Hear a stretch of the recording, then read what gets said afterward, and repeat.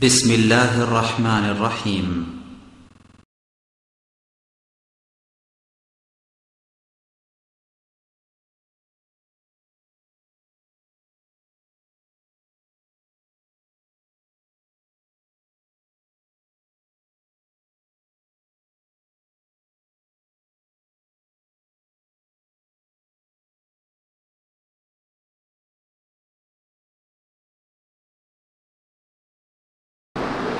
إن الحمد لله نحمده ونستعينه ونستغفره ونعوذ بالله من شرور أنفسنا ومن سيئات أعمالنا من يهده الله فلا مضل له ومن يضلله فلا هادي له وأشهد أن لا إله إلا الله وحده لا شريك له وأشهد أن محمدًا عبده ورسوله أما بعد فإن خير الحديث كتاب الله وخير الهدي هدي محمد صلى الله عليه وسلم وشر الأمور محدثاتها وكل محدثة بدعة وكل بدعة ضلالة وكل ضلالة في النار فأعوذ بالله من الشيطان الرجيم بسم الله الرحمن الرحيم يا أيها الذين آمنوا اتقوا الله حق تقاته ولا تموتن إلا وأنتم مسلمون يا أيها الناس اتقوا ربكم الذي خلقكم من نفس واحدة وخلق منها زوجها وبث منهما رجالا كثيرا ونساء واتقوا الله الذي تساءلون به والأرحام إن الله كان عليكم رقيبا يا أيها الذين آمنوا اتقوا الله وقولوا قولا سديدا يصلح لكم أعمالكم ومن يطع الله ورسوله فقد فاز فوزا عظيما أما بعد মহান আল্লাহ সুবহানাহু ওয়া তাআলার দরবারে শুকরিয়া জ্ঞাপন করছি যে মহান আল্লাহ সুবহানাহু ওয়া তাআলা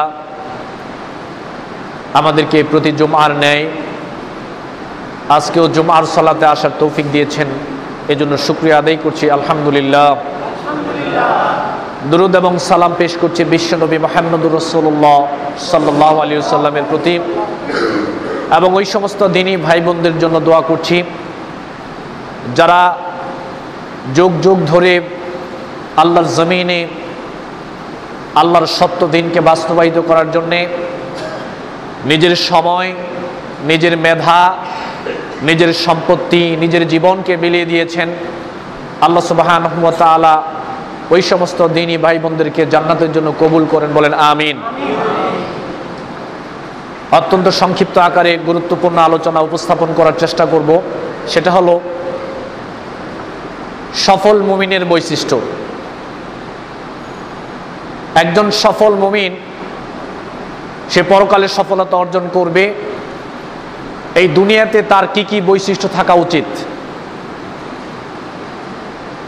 আজকে আমরা যারা পৃথিবীতে মানুষ হিসেবে রয়েছি, মানুষ পৃথিবীতে অবস্থান করে বিভিন্ন দিক দিয়ে মানুষ সফলতা অর্জন করে। মানুষ দুনিয়াতে যে কোনো সেক্টরে তার মনের সর্বোচ্চ চাওয়া পাওয়াটাও যদি তার পূরণ হয়, তাহলে সে এটাকে মনে করে যে আমার জীবনের সবচেয়ে বড় সফলতা। আসলে মুমিন জীবনে দুনিয়াতে সবচেয়ে বড় সফলতা বলতে কিছু নাই। মুমিন জীবনের সবচেয়ে বড় সফলতা হলো পরকালীন সফলতা। যে পরকালের সফলতা অর্জন করবে, এটাই হলো একজন মুমিনের, একজন ইমানদারের সবচেয়ে বড় সফল এবং সবচেয়ে বড় সফলতা। আর মুমিন জীবনের জন্য যারা মুমিন ইমানদার, তাদের কখনো দুনিয়াতে সফলতা অর্জন করা এটা জীবনের টার্গেট বা লক্ষ্য হওয়া উচিত নয়। একজন ইমানদারের টার্গেট হবে, সবচেয়ে বড় টার্গেট, সবচেয়ে বড় লক্ষ্য হলো পরকালে সফলতা অর্জন করা। আর যারা পরকালের সফলতা অর্জন করবে তারাই মূলত চূড়ান্ত এবং মূল সফলতা অর্জন করেছে। কেন? আল্লাহ সুবহানাহু ওয়া তাআলা পবিত্র কোরআনুল কারীমে ঘোষণা করেছেন, ওয়ামাল হায়াতুদ দুনিয়া ইল্লা লাইবু ওয়া লাহুন ওয়ালাদ-দারুল আখিরাতু খায়রুন লিল্লাযিনা ইয়াত্তাকুনা আফালা তাআকিলুন। এই দুনিয়ার জীবনটা হচ্ছে নিছক একটা খেলতামাশার জায়গা, ক্ষণিকের একটা ক্ষণস্থায়ী একটা জায়গার নাম হচ্ছে এই দুনিয়া। আর পরকালীন জীবনটা হলো উত্তম এবং চিরস্থায়ী জীবন। যারা আল্লাহ সুবহানাহু ওয়া তাআলাকে ভয় করে চলে, অর্থাৎ যারা ঈমানদার, যারা মুমিন, তাদের জন্য পরকালীন জীবনটা হচ্ছে উত্তম এই দুনিয়ার জীবনের তুলনায়। এবং ঈমানদারদের টার্গেট হবে পরকালীন জীবনে সফলতা অর্জন করা। আল্লাহ রাব্বুল আলামিন পবিত্র কোরআনুল কারীমে ঘোষণা করেছেন, বাল তুসিরুনাল হায়াতাদ দুনিয়া ওয়াল আখিরাতু খায়রু ওয়া আবকা। এই দুনিয়ার জীবন হচ্ছে ক্ষণস্থায়ী, দুনিয়াটার জীবন, এই দুনিয়াতে আল্লাহ সুবহানাহু ওয়া তাআলা আমাদেরকে পাঠিয়েছেন, পৃথিবী সৃষ্টি করেছেন। এই দুনিয়াটা হচ্ছে পরকালীন জীবনের তুলনায় একেবারেই নগণ্য, একেবারেই তুচ্ছ, এবং এটা হচ্ছে ক্ষণস্থায়ী জীবন। পরকালীন জীবনটা হলো চিরস্থায়ী এবং পরকালীন জীবনটা হলো উত্তম জীবন। ওয়ালাল আখিরাতু খায়রুল লাকা মিনাল উলা।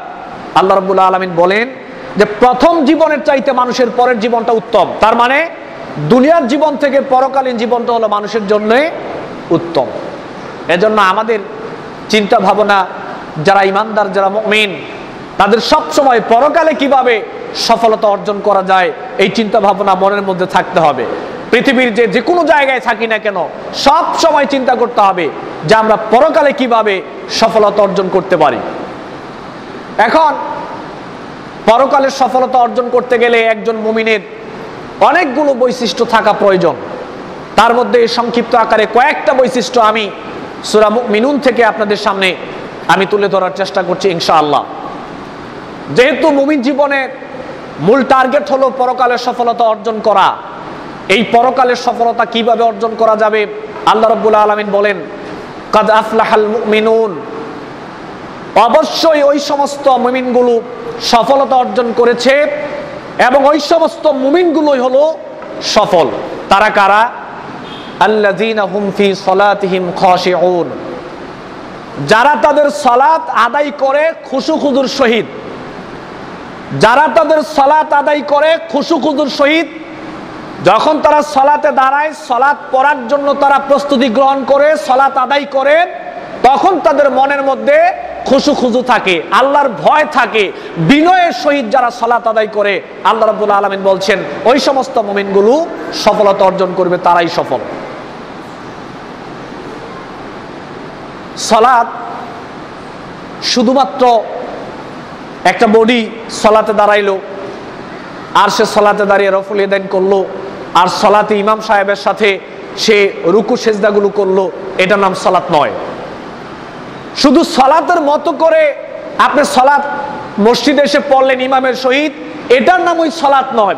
সালাতের মূল নির্যাস হলো সালাতে কতটুকু বিনয়, কতটুকু খুশু-খুজু, কতটুকু তাকওয়া, কতটুকু ভয় আমার মনে সালাতের মধ্যে ছিল, কতক্ষণ সালাতে মনোযোগ ছিল, সালাতে কি আমরা বলছি, এগুলো হলো সালাতের মূল জিনিস। এজন্য আল্লাহ নবী বলছেন, যেটা মুসলিম শরীফের মধ্যে আসছে, রাসূল সাল্লাল্লাহু আলাইহি সাল্লাম বলেন, আনতা আবুদাল্লাহ কান্নাকা তারাহু ফাইন লাম তাকুন তারাহু ফাইন্নাহু ইয়ারাকা। এমন ভাবে তোমরা আল্লাহর ইবাদত করো, এমন ভাবে তোমরা সালাতে দাঁড়াও যেমন তুমি আল্লাহ সুবহানাহু ওয়া তাআলাকে দেখতে পাচ্ছ। আর যদি তোমার মনে হয় যে তুমি আল্লাহ সুবহানাহু ওয়া তাআলাকে দেখতে পাচ্ছ না, তো অবশ্যই তোমাকে মনে করতে হবে যে আল্লাহ সুবহানাহু ওয়া তাআলা তোমাকে দেখতে পাচ্ছেন। এজন্য আমরা যখন সালাতে দাঁড়াবো তখন ব্রেনের মধ্যে এটা নিয়ে দাঁড়াতে হবে যে আল্লাহ সুবহানাহু ওয়া তাআলার সামনে দাঁড়িয়েছি, আল্লাহ রাব্বুল আলামিন আমাকে দেখতে পাচ্ছেন। এই ভয় মনের মধ্যে নিয়ে তারপরে সালাতে দাঁড়াতে হবে। কেন? আল্লাহ রাব্বুল আলামিন বলছেন ফাওয়াইলুল লিল মুসাল্লিন। দেখেন সালাতে আমি এই কথাগুলো কেন বললাম? এক শ্রেণীর নামাজ আদায়কারীর জন্য, সালাত আদায়কারীর জন্য আল্লাহ রাব্বুল আলামিন বলেছেন তাদের জন্য ধ্বংস। কাদের জন্য? এক শ্রেণী সালাত আদায় করবে, ওই সমস্ত সালাত আদায়কারীর জন্য আল্লাহ বলছেন ধ্বংস। তার মানে শুধু সালাতে রুকু সেজদা করা, সালাতে রাফউ ইয়াদাইন করা, সালাতে আমিন পড়া, এগুলো করলেই সালাত থেকে পার পাওয়া যাবে না। আল্লাহ রাব্বুল আলামিন বলেছেন এক শ্রেণীর নামাজি যারা, তাদের জন্য ধ্বংস। তারা কারা? ফাওয়াইলুল লিল মুসাল্লিন আল্লাযিনা হুম আন সালাতিহিম সাহুন। যারা তাদের সালাতের ব্যাপারে গাফেল, উদাসীন। সে সালাতে দাঁড়িয়েছে না সালাতে দাঁড়িয়ে দোকানপাটে ব্যবসা বাণিজ্য করছে, হিসাব টিসাব করছে, সে সালাতে দাঁড়িয়েছে, সালাতে দাঁড়ানোর পর তার মন কোথায় চলে গেছে, এদিকে সালাত শেষ, ইমাম সাহেব কি সূরা পড়েছে এটা সে বলতে পারে না। তার মানে সে সালাত থেকে গাফেল, সালাতে দাঁড়িয়েও সে উদাসীন, সে মনোযোগ সালাতে ছিল না। এক শ্রেণীর সালাত আদায়কারীর জন্য ধ্বংস। তারা কারা? যারা তাদের সালাতের ব্যাপারে গাফেল, উদাসীন। ফাওয়াইলুল লিল মুসাল্লিন আল্লাযিনা হুম আন সালাতিহিম সাহুন আল্লাযিনা হুম ইউরাউনা ওয়া ইয়ামনাউনাল মাউন। এক শ্রেণী নামাজ আদায়কারী তারা ধ্বংস, যারা তাদের সালাতের ব্যাপারে গাফেল। আর যারা মানুষকে দেখানোর জন্য সালাত আদায় করে তাদের জন্য ধ্বংস। যারা নামাজ পড়বে, সালাত আদায় করবে মানুষকে দেখানোর জন্য, তাদের জন্য ধ্বংস। আজকে বর্তমানে বেশিরভাগ মানুষ সালাত আদায় করে মানুষকে দেখানোর জন্য। আর এখন যে সময়টা চলছে এটা হলো সালাত আদায়ের মৌসুম। সারা বাংলাদেশে নির্বাচনকে কেন্দ্র করে যেটা চলছে এখন, এটা হলো সালাত আদায়ের মৌসুম। যে জীবনও সালাত আদায় করে না, সেও দেখবেন নির্বাচনকে কেন্দ্র করে সালাতে উপস্থিত। আবার যখন নির্বাচন চলে যাবে তখন মাথা টুপিও শেষ, পায়জামাও শেষ, পাঞ্জাবিও শেষ, সালাতও শেষ। বুখারী শরীফে আসছে, আল্লাহ নবী বলেন যে হাসরের মাঠে আল্লাহ রাব্বুল আলামিন ওনার পায়ের গোসালি প্রকাশ করবেন। ফায়াসজুদু লাহু কুল্লু মুমিনিন ওয়া মুমিনাতিন। প্রত্যেকটা মুমিন নর নারী সেদিন আল্লাহ সুবহানাহু ওয়া তাআলাকে সিজদা করবে। ফায়াবকা কুল্লু মান কানা ইয়াসজুদু ফিদ দুনিয়া রিয়ান ওয়া সুমআতান। তবে তারা সিজদা করতে পারবে না যারা দুনিয়াতে নামাজ পড়েছিল, দুনিয়াতে সিজদা করেছিল মানুষকে দেখানোর জন্য। যারা মানুষকে খুশি করার জন্য, দুনিয়াতে মানুষকে দেখানোর জন্য বা দুনিয়ার লোভ লালসাকে কেন্দ্র করে যারা সালাত আদায় করেছিল, তারা যখন ফায়াসজুদু লিয়াযহাবু ফায়াউদু যাহরু তাবাকান ওয়াহিদান, যখন তারা সিজদা করতে যাবে তখন তাদের পিঠ কাঠের মতো সোজা হয়ে যাবে, তারা ধরা খেয়ে যাবে। কেন? তারা সালাত আদায় করেছিল। তাহলে নামাজ কখনো মানুষকে দেখানোর জন্য পড়ানো যায় না। আপনি নামাজ পড়েন না, ভালো কথা, একবারে পড়বেন না, কিন্তু মানুষকে দেখানোর জন্য যদি পড়েন তো ডাবল গুনাহ করলেন। একটা হলো নামাজ তো পড়লেন ঠিক আছে, মানুষকে দেখানোর জন্য আবার সেখানে শিরকের মধ্যে লিপ্ত হয়ে গেলেন। মান সাল্লা ইউরাই ফাকাদ আশরাকা। মুস্তাদ আহমদের হাদিস, আল্লাহ নবী বলেন যে মানুষকে দেখানোর জন্য সালাত আদায় করে সে স্পষ্টভাবে শিরকের মধ্যে লিপ্ত হয়ে যায়। ওই সমস্ত সালাত আদায়কারীর জন্য ধ্বংস, যারা সালাতের ব্যাপারে গাফেল, যারা উদাসীন, যারা মানুষকে দেখানোর জন্য সালাত আদায় করে। আরেকটা হলো যারা মানুষকে ছোটখাটো জিনিস দিতে বারণ করে, যারা মানুষকে ছোটখাটো জিনিস দিতে বারণ করে। অর্থাৎ আপনার বাড়িতে একটা জিনিস আছে, এটা আমার প্রয়োজন, আমি একটু চাইলাম যে ভাই দাও, আমি কাজটা করে দেই, কিন্তু আপনি সেটা দিতে চান না। এই সমস্ত মানুষের জন্য আল্লাহ ধ্বংস কামনা করেছেন। আর আরেকটা বিষয় হলো যে মানুষ দিবেই বা কিভাবে। ধরেন এখন বৃষ্টির সিজন চলছে বাংলাদেশে, তো আমার একটা ছাতা আছে, আমি এই ছাতাটা বৃষ্টির মধ্যে ব্যবহার করি। এখন আপনি আমার কাছে চাইলেন, চাওয়ার দরুন আপনি আমাকে চাইলেন আমার কাছে যে ছাতাটা একটু দেওয়ার জন্য। এখন আমার ইমানি দায়িত্ব আপনাকে ছাতাটা দেওয়া, আপনার উপকারে আসা। আমি যাই হোক আপনাকে ছাতা দিলাম, কিন্তু আপনাকে আমি কি করে দিব? আপনি ছাতা নিলেন, নেওয়ার পরে এক সপ্তাহ পর্যন্ত ছাতার খবরই নেই, তাহলে আমি আপনাকে দিব কি করে? এরপরে ছাতাটা নিলেন ভালো, কিন্তু দেখা গেল আমার কাছে যখন ফেরত দিলেন তখন ছাতাটা ভাঙা, তাহলে আমি আপনাকে দিব কি করে? তাহলে এখানে সংমিশ্রণ ঘটাতে হবে। আমিও আপনাকে দেব, আর আপনিও যখন এটা নিবেন আমানত স্বরূপ আবার সহি সালামতে সুন্দর করে সময় মতো ওইটাকে ফেরত দিতে হবে। উভয়ের দায়িত্ব এটা।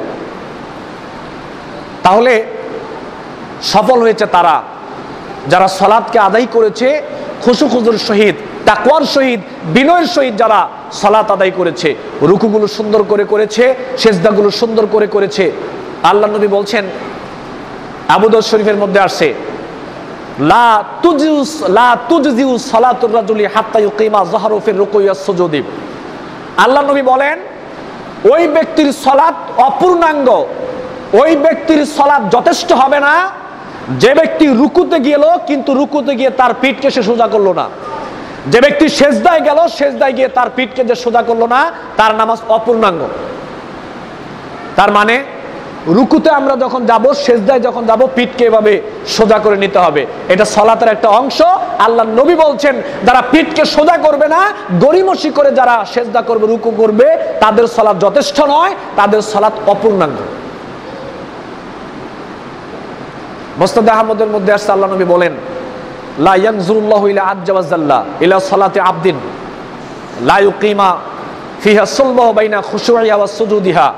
আল্লাহ নবী বললেন, ওই ব্যক্তির সালাতের দিকে আল্লাহ তাকান না, ওই ব্যক্তির সালাতের দিকে আল্লাহ দৃষ্টি দেন না যে ব্যক্তি সালাতে দাঁড়ালো, সালাতে দাঁড়িয়ে যখন সে রুকু করলো, সেজদা করলো, সেজদার মধ্যে যে তার পিঠকে সোজা করে না, রুকুর মধ্যে যে ব্যক্তি তার পিঠকে সোজা করে না, ওই ব্যক্তির সালাতের দিকে আল্লাহ রাব্বুল আলামিন দৃষ্টি দেন না, মানে তাকান না। এজন্য রুকু সেজদা সালাতের গুরুত্বপূর্ণ একটা রুকন। রুকু সেজদা যদি সুন্দরভাবে না করেন তো সালাত ক্ষতিগ্রস্ত হবে, সালাত অপূর্ণাঙ্গ থেকে যাবে। আল্লাহ নবী বলছেন, বুখারী মুসলিমের হাদিস, ইআতাদিলু ফিস সুজুদ, তোমরা যখন সেজদা করবে তাআদিল রক্ষা করবে, সেজদা সুন্দর করে সেজদার মধ্যে যাবে, একটা রিল্যাক্স মোড নিয়ে সুন্দরভাবে তাড়াহুড়া না করে সেজদা করবে। ওয়ালা ইয়াবসুতু আহাদুকুম যিরাআইহি ইন বিসাতাল কালবি। আল্লাহ নবী বললেন, আর যখন সেজদায় যাবে তখন কুকুরের মতো করে তোমরা দুই হাতকে বিছিয়ে তারপরে তোমরা সেজদায় যাবে না, এটা নিষেধ। সেজদায় যখন যেতে হবে, কান নবী সাল্লাল্লাহু আলাইহি ওয়াসাল্লাম ইদা সাজাদা ফাররাজা বাইনা ইয়াদাইহি হাত্তা ইয়াবদু বায়াদা ইবতাইহিম। আল্লাহর নবী যখন সেজদায় যাইতেন, আর রাসূল সাল্লাল্লাহু আলাইহি সাল্লামের শুভ্রতা মোবারক পর্যন্ত দেখা যেত যখন উনি সেজদায় যাইতেন। তো সেজদায় যাওয়ার সময় হাতকে এমন ভাবে রাখতে হবে যে একটা বকরির ছানা, ছাগলের ছানা যেন এটার ভিতর দিয়ে ওভারকাম করতে পারে, আসা যাওয়া করতে পারে। তার মানে সেজদায় যাওয়ার সময় কুকুরের মতো হাতকে বিছিয়ে সেজদায় যাওয়া যাবে না, আল্লাহ নবী এটা নিষেধ করেছেন। সুতরাং আল্লাহ রাব্বুল আলামিন বলছেন, সফল হয়েছে ওই সমস্ত মুমিনগণ যারা তাদের সালাতকে সুন্দর করে আদায় করেছে, রুকু সেজদাগুলো সুন্দর করে করেছে। ঠিকঠাক রুকু সেজদা তাড়াহুড়া করে আপনি যাবেন, এরকম সালাত অপূর্ণাঙ্গ। আল্লাহ নবী বলছেন সালাত আদায় করতে হবে সুন্দর করে। সালাতে যখন দাঁড়াবেন মনে করবেন যে আল্লাহ দেখতে পাচ্ছেন, এবং সালাতে আমাদের খুশুখুশু থাকবে, আল্লাহর ভয় থাকবে। ধীরস্থিরে করে তাড়াহুড়া না করে আমাদেরকে সালাত আদায় করতে হবে। এটা হচ্ছে সফল মুমিনের একটা বৈশিষ্ট্য। এরপরে সফল মুমিনের আরেকটা বৈশিষ্ট্য হচ্ছে ওয়াল্লাযীনা হুম আনিল লাগবি মুরিদুন। ওই সমস্ত মানুষ যারা অযথা কাজ, যারা বেহুদা কাজ থেকে বিরত থাকে, যারা অযথা কর্ম, অযথা কাজ, অযথা কথাবার্তা থেকে যারা বিরত থাকে, ওই সমস্ত ঈমানদাররাই সফলতা অর্জন করবে। তারাই সফল যারা অযথা কর্ম, অযথা কাজ থেকে যারা বিরত থাকে। আল্লাহ নবী বলছেন, বুখারী শরীফের হাদিস, মান কানা ইউমিনু বিল্লাহি ওয়াল ইয়াউমিল আখির ফালইয়াকুল খায়রান আও লিয়াসমুত। আল্লাহ নবী বলছেন, যারা আল্লাহর প্রতি ঈমান রাখে, যারা পরকালের প্রতি ঈমান রাখে, তারা যেন ভালো কথা বলে, আর যদি ভালো কথা বলতে না পারে তাহলে তারা যেন চুপ থাকে। আল্লাহ এবং তার রাসূলের প্রতি, আল্লাহর প্রতি, পরকালের প্রতি যারা ঈমান রাখে, তারা যেন কথা বলার সময় ভালো কথা বলে, যদি ভালো কথা বলতে না পারে তারা যেন চুপ থাকে, অযথাই যেন কোনো কথাবার্তা না বলে। এটা হচ্ছে সফল ঈমানের, সফল ঈমানদারদের একটা বৈশিষ্ট্য। অযথা কর্ম থেকে বিরত থাকা, অযথা কাজ থেকে বিরত থাকা, অযথা কথাবার্তা থেকে বিরত থাকা। মানুষ যত বেশি অযথা কাজ করবে, মানুষ যত বেশি অযথা কথাবার্তা বলবে, শয়তান তত বেশি তার পিছনে লাগবে। অযথা কর্ম, অযথা কাজ থেকে আমাদেরকে বিরত থাকতে হবে। এরপরে আল্লাহ রাব্বুল আলামিন বলছেন, ওয়াল্লাযীনা হুম লিয-যাকাতি ফাইলুন। সফল মুমিনের আরেকটা বৈশিষ্ট্য হলো যারা যাকাত আদায় করে ভালোভাবে।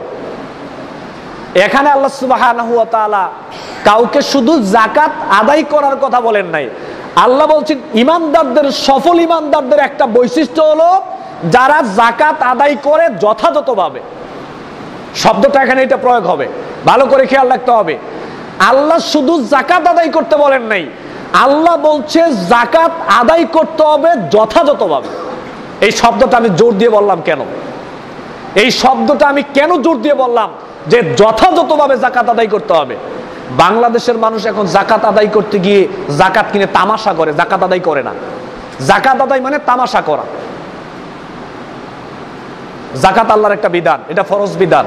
যাদের সামর্থ্য রয়েছে তারা যথাযথভাবে তাদেরকে যাকাত আদায় করতে হবে। কেন কথাগুলো বললাম দেখেন, যাকাত আদায়ের নিয়ম কি? সর্বপ্রথম সম্পত্তির হিসাব করতে হবে, টাকা পয়সার হিসাব করে সম্পূর্ণ ঋণ মুক্ত থেকে আপনি 1 বছর সম্পদ বা টাকা গচ্ছিত থাকলে আবার আপনি সেখান থেকে যাকাত দিবেন। হিসাব করে দেখবেন যে আপনার কত টাকা যাকাত আসে। এবার যত টাকা যাকাত আসবে তত টাকাই দিতে হবে।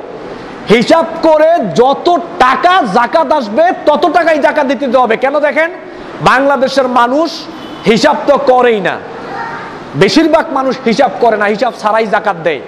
দেখা যায় যাকাত ধরেন আপনার 1 লক্ষ টাকা আসলো, এবার 1 লক্ষ টাকা যাকাত থেকে আপনি 95,000 টাকা যাকাত দিলেন, আর বাকি 5,000 টাকা যাকাত দিলেন না, আপনার অন্য সম্পত্তির সাথে আপনি 5,000 টাকাকে যোগ করে ফেললেন।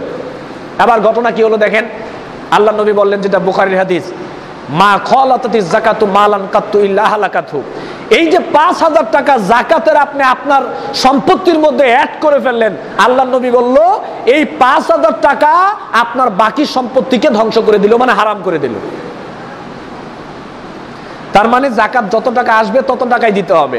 যাকাতের সম্পত্তি থেকে, যাকাতের অর্থ থেকে কিছু দিবেন আর কিছু রেখে দিয়ে ব্যবসার কাজে লাগাইবেন। আল্লাহ নবী বলছে এই বাকি সম্পত্তি, এই যাকাতের অবশিষ্ট টাকা, বাকি যত সম্পদ আছে সব সম্পদকে টাকা গিয়ে অপবিত্র করে দিবে, হারাম করে দিবে। এটা বুখারী শরীফের হাদিস। তাহলে যাকাত দিতে হবে হিসাব করে, পাই করে যাকাত আদায় করতে হবে। কেন? এই যাকাত আপনার সম্পত্তিকে পবিত্র করবে। যাকাত মূলত দেওয়ার একটা উদ্দেশ্য হলো নিজের সম্পত্তিকে পবিত্র করে নেয়া। খুয মিন আমওয়ালিহিম সাদাকাতান তুতাহহিরুহুম ওয়া তুযাক্কিহিম বিহা ওয়া সাল্লি আলাইহিম। সূরা তাওবার মধ্যে আল্লাহ রাব্বুল আলামিন বলছেন যে তাদের থেকে, যাদের সম্পত্তি আছে তাদের থেকে আপনি যাকাত গ্রহণ করেন, আর এই যাকাত তাদের সম্পত্তিকে, অন্তরকে পরিশুদ্ধ করবে, পবিত্র করবে। আর যাকাত আপনি গ্রহণ করে এই যাকাতকে আপনি বন্টন করে দেন, যারা যাকাতের যোগ্য, যাদের হক, এটা আপনি তাদের মধ্যে দিয়ে দেন এবং তাদের জন্য আপনি দোয়া করেন। বাংলাদেশের মানুষ মনে করে, যাদের টাকা আছে, আমরা মনে করি যে যাকাত হচ্ছে গরিবদের প্রতি ধনীদের একটা করুণা। আমাদের যাদের টাকা আছে আমরা মনে করি যে যাকাত এটা গরিবদের প্রতি আমাদের একটা সহানুভূতি, গরিবদের প্রতি আমাদের একটা দয়া, গরিবদের প্রতি আমাদের একটা করুণা আমরা মনে করি। এই জন্য যাকাত যেভাবে আদায় করার কথা ওইভাবে কেউ যাকাত আদায় করে না। আপনার টাকা আছে, সম্পত্তি হয়েছে, এটা কখনোই মনে করা যাবে না যে গরিবদের প্রতি আমার করুণা, আমার দয়া, বরং এটা গরিবের পাওনা আপনার কাছে, গরিবের হক আপনার কাছে, এটাই মনে করতে হবে। আল্লাহ নবী এই কথাই বলেছেন, তুখাযু মিন আগনিয়াইহিম ফাতুরাদ্দু আলা ফুকারাইহিম, যেটা বুখারী মুসলিমের হাদিস। মুআয রাদিয়াল্লাহু তাআলা আনহুকে আল্লাহ নবী বললেন যে তুমি তাদের কাছ থেকে, জনগণের কাছ থেকে যাকাতকে ছিনিয়ে নিবে, অর্থাৎ যাকাত তুমি গ্রহণ করবে আর দরিদ্রদের মধ্যে তুমি যাকাতকে বন্টন করে দিবে। কেন? এটা গরিবের হক। যাকাত হচ্ছে গরিবের পাওনা, আপনার কাছে গরিবের পাওনা, আমার কাছে গরিবের পাওনা। গরিবের হক হচ্ছে আমার কাছে, আপনার কাছে, যাদের টাকা আছে। আর এই দায়িত্বটা মূলত সরকারের ছিল, যে রাষ্ট্র পরিচালনা করে তার দায়িত্ব ছিল এটা। আল্লাযীনা ইম্মাক্কানাহুম ফিল আরদ আকামুস সালাতা ওয়া আতাউয যাকাত। আল্লাহ বলছেন যাদেরকে আমি জমিনে কর্তৃত্ব দান করি, যাদেরকে জমিনে আমি ক্ষমতা দান করি, তারা ক্ষমতায় বসে 4টা কাজ করবে, এর মধ্যে একটা কাজ হলো তারা যাকাত আদায় করবে। রাষ্ট্রশক্তির দায়িত্ব হচ্ছে যাকাত আদায় করা। যেহেতু রাষ্ট্রশক্তি যাকাত আদায় করছে না ইসলাম মোতাবেক, সেহেতু আপনাকে আমাকে পরকাল থেকে যদি আমি আর আপনি বাঁচতে চাই শাস্তি থেকে, তাহলে নিজের তাগিদেই আমাদেরকে যাকাত আদায় করতে হবে সুন্দরভাবে। যাকাত এটা কখনোই ধনীদের করুণা নয়, যাকাত কখনোই এটা ধনীদের, গরিবের প্রতি সহানুভূতি নয়, বরং এটা গরিবের হক, গরিবের পাওনা, ধনীর কাছে যেটা দিয়েছেন স্বয়ং আল্লাহ সুবহানাহু ওয়া তাআলা। আজকে মানুষ যাকাত দেয় মাইকিং করে। মাইকিং করে যাকাত দিবেন কেন আপনি? আপনার বাড়িতে ওই বিশাল বড় সিরিয়াল লাইন ধরে কেন জাকাত নিতে হবে? মাইকিং করে জাকাত যদি কেউ দেয়, সিরিয়াল ধরে যদি কারো বাড়ি থেকে জাকাত নিতে হয়, ওই জাকাত কতটুকু কাজে আসবে আল্লাহর কাছে এটা আল্লাহই ভালো জানে। কেন? আপনি যখন সলাতে দাঁড়ান, তখন যখন আপনাকে জিজ্ঞেস করি সলাত কার পদ্ধতিতে পড়েন, তখন বলে সলাত রাসূলের পদ্ধতিতে পড়ি। তো সলাত একটা ইবাদত, রাসূলের পদ্ধতিতে পড়েন। জাকাত একটা ইবাদত, এটাও রাসূলের পদ্ধতিতেই করতে হবে। আল্লাহ নবী যেভাবে করেছেন ওইভাবেই করতে হবে। সত্যি যদি কেউ জাকাত আদায় করে নিজের তাগিদে, তাহলে সে কোনোদিন মাইকিং করে জাকাত দিবে না। মানুষ তার বাড়িতে বাড়িতে গিয়ে সিরিয়াল ধরবে না, লাইন ধরে জাকাত আনবে না। আর আরেকটা বের হয়েছে, জাকাতের সময় মানুষ কাপড় দেয় 100, 150, 200 টাকার কাপড়, একদিন ধুইলে পরের দিন আর রং খুঁজে পাওয়া যায় না। এটা জাকাত না, এটা মূলত গরিবের সাথে তামাশা করা। এটা জাকাত দেওয়া না। জাকাত দিতে হবে আপনার তাগিদে, আমার তাগিদে। আমি আর আপনি যদি পরকালে জাহান্নামের আগুন থেকে বাঁচতে চাই, তাহলে জাকাত দিতে হবে। দেখেন, সালাত যদি আদায় না করেন, এটা আল্লাহর সাথে সম্পৃক্ত, মুক্তি পেতে পারেন, কিন্তু শাস্তি দেওয়ার ক্ষমতা আল্লাহর, না দেওয়ার ক্ষমতা আল্লাহর। কিন্তু জাকাত এমন একটা বিধান যেটা গরিবের হক। যদি আমি আর আপনি সামর্থ্য থাকার পরও গরিবের হক আদায় না করি, তাহলে অবশ্যই পরকালে গরিবের হক আদায় করে তারপরে জান্নাত জাহান্নামের ফয়সালা। আগে গরিবের হক আদায় করতে হবে। কেন আপনি আর আমি দিলাম না? সুতরাং মান আতাহুল্লাহু মালান ফালাম ইউআদ্দি যাকাতাহু মুসিলাহু মালা ইয়াউমাল কিয়ামা সুজান আকরাউলা যাবিবাতান ইউতাওয়াকু ইয়াউমাল কিয়ামা। বুখারী শরীফে আসছে, যাকাতের সম্পত্তি যদি কেউ নিজে গচ্ছিত রাখে, নিজে ভক্ষণ করে, নিজে ভোগ করে, দরিদ্রের মাঝে যদি কেউ যাকাত আদায় না করে, বন্টন না করে, আল্লাহর নবী বলছেন টেকুমাতা বিষাক্ত সাপ স্বরূপ পরকালে তার কাছে আসবে, এসে তাকে দংশন করবে আর বলবে আনা মালুকা আনা কানজুকা, আমি তোমার সম্পদ, আমি তোমার গচ্ছিত সম্পদ, আমি তোমার স্বর্ণ অলংকার, যেটা তুমি জমা করে রেখেছিলে, তুমি এটা বন্টন করনি, গরিবের হক আদায় করনি। ওই সম্পত্তি টেকুমাতা সাপ স্বরূপ বিষাক্ত সাপ হয়ে তাকে দংশন করবে। কেন? সে যাকাত আদায় করলো না। ওয়াল্লাযীনা হুম লিয-যাকাতি ফাঈলুন। আল্লাহ রাব্বুল আলামিন বলছেন, যাদের উপরে যাকাত ফরজ, ঈমানদারদের একটা বৈশিষ্ট্য হলো পরকালে ওই সমস্ত ঈমানদার সফলতা অর্জন করবে যারা যথাযথভাবে সুন্দর করে পাই পাই করে যারা যাকাত আদায় করবে, তারা পরকালে সফলতা অর্জন করবে। এরপরে আল্লাহ সুবহানাহু ওয়া তাআলা বলছেন, ওয়াল্লাযীনা হুম লিফুরুজিহিম হাফিজুন। সফল মুমিনের একটা বৈশিষ্ট্য হলো যারা তাদের লজ্জাস্থানের হেফাজত করে। সফল মুমিনের একটা বৈশিষ্ট্য হলো যারা তাদের লজ্জাস্থানের হেফাজত করে।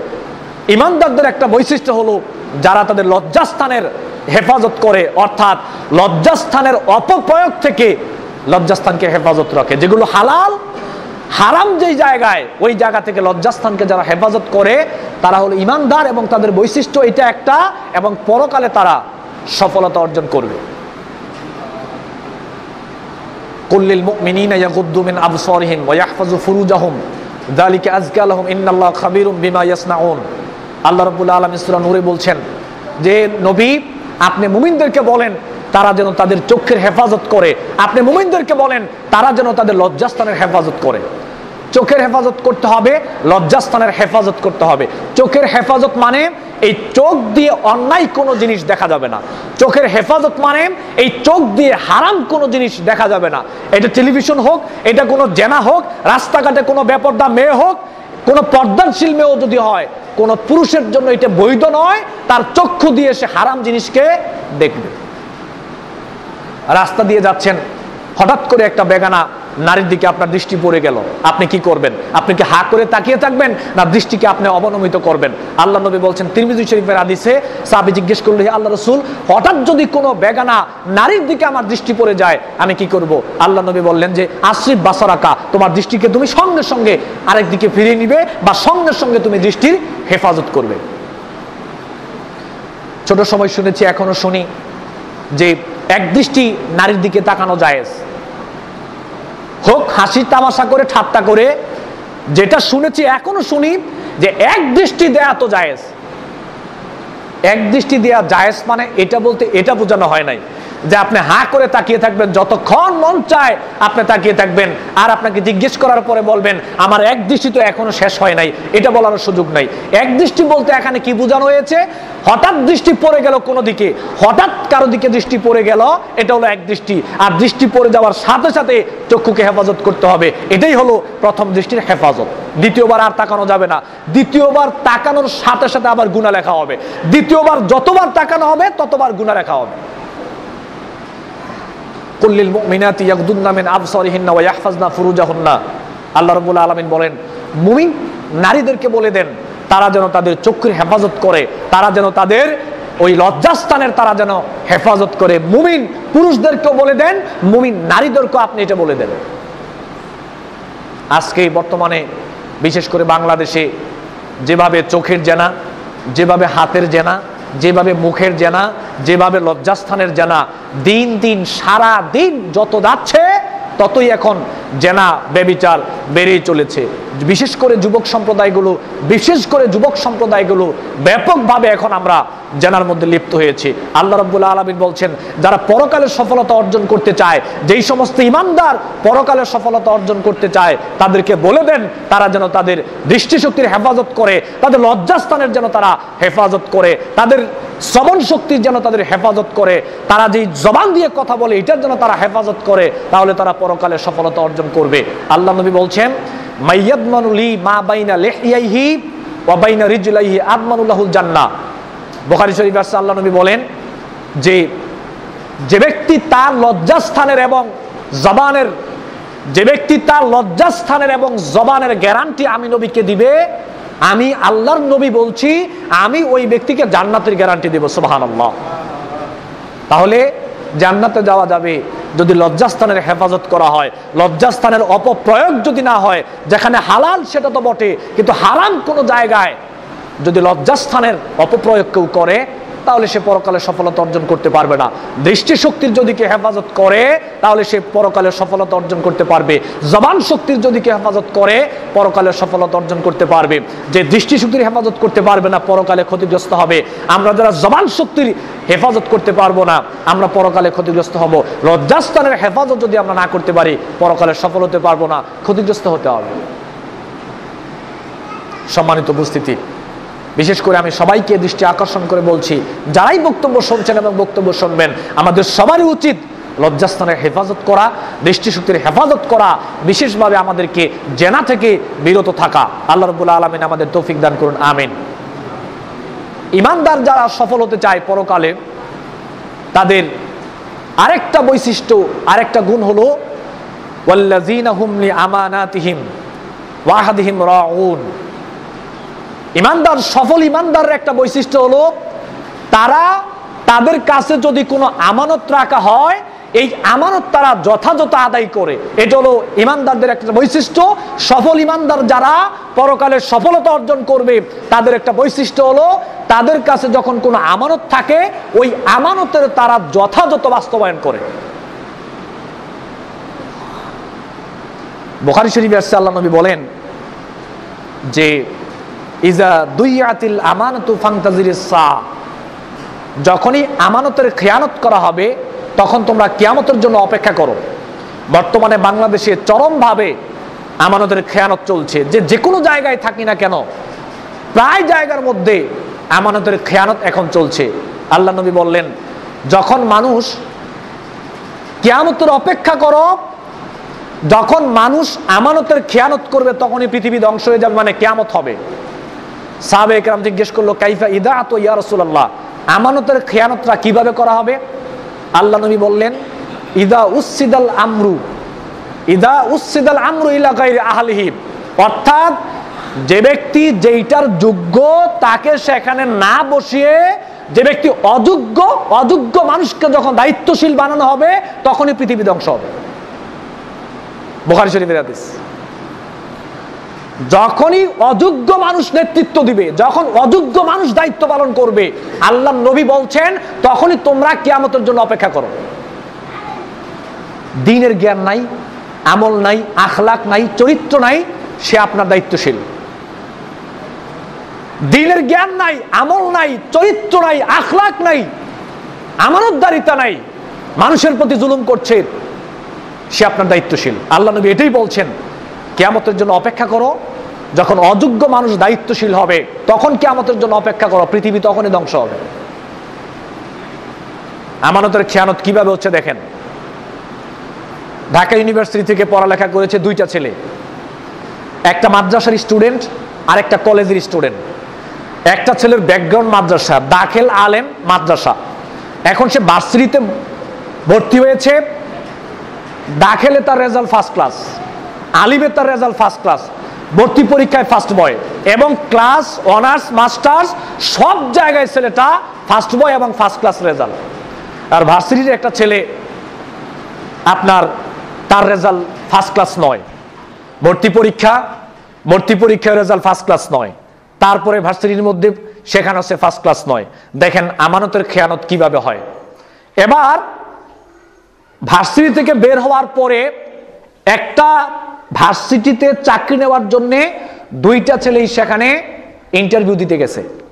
দুইটা ছেলে ইন্টারভিউ দেওয়ার পরে যেই ছেলেটা মাদ্রাসায় পড়ে তার রেজাল্ট সব দিক দিয়ে ভালো, যোগ্যতা সম্পন্ন, এই ছেলেটা সেখানে পরীক্ষায় ভালো রেজাল্ট করেছে, ভাইবা পরীক্ষায় রিটেন পরীক্ষায় উভয়ে মাদ্রাসার ছেলে ভালো রেজাল্ট পেয়েছে। আর কলেজের ছাত্রটা সে ফার্স্ট হতে পারে নাই, তার নিচে।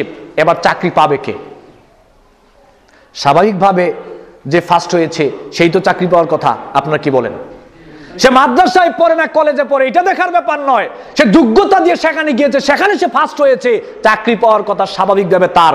আল্লাহর নবী বলছে, এখন যে চাকরি দেওয়ার মালিক, যার হাতে চাকরি, সে যদি মাদ্রাসার ছেলেটাকে চাকরি দেয় আমানত সে আদায় করলো, আর যদি মাদ্রাসার ছেলেকে চাকরি না দিয়ে ঘুষ খেয়ে যদি সে ওই ছেলেটাকে চাকরি দেয় সে আমানতের খেয়ানত করলো। আল্লাহ নবী এটাই বলেছেন। বর্তমানে হাজার হাজার জায়গায় এমন চলছে, যখনই দেখে ব্যাকগ্রাউন্ড মাদ্রাসা এই ছেলে বাতিল, অথচ যোগ্যতা ভালো। তার অপরাধ কি? সে মাদ্রাসায় পড়েছে, এটা তার অপরাধ। মাদ্রাসায় পড়ার কারণে যোগ্যতা থাকার পরে ছেলেটা চাকরি পাচ্ছে না, ব্যাকগ্রাউন্ড মাদ্রাসা। তো আমার স্বাধীনতা কোথায় রইল? আমি দেশের স্বাধীন নাগরিক, সমান অধিকার আমার দেশে। আমি মাদ্রাসায় পড়ে কি ভুল করলাম? পৃথিবীর সবাই আদমের সন্তান, রাষ্ট্রে যারা বসবাস করি আমরা সবাই এক আদমের সন্তান। আমি যদি মাদ্রাসায় পড়া আমার অপরাধ হয়, মাদ্রাসায় পড়া যদি আমার অপরাধ হয়, তা এখানে দাঁড়িয়ে বক্তব্য দেওয়া আমার অপরাধ। মাদ্রাসায় পড়া যদি আমার অপরাধ হয়, আপনার সামনে দাঁড়িয়ে বক্তব্য দেওয়া আমার অপরাধ। যদি মাদ্রাসায় আমি না পড়তাম, আপনার সামনে বক্তব্য দেওয়ার ক্ষমতা আমার ছিল না। এখানে যে খতিবগিরি করে তার অপরাধ, ইমামতি করে তার অপরাধ। কেন? সে মাদ্রাসায় পড়েছে। আল্লাহ নবী বলছে, কিয়ামতের অপেক্ষা করো যখন আমানতের খেয়ানত করা হবে।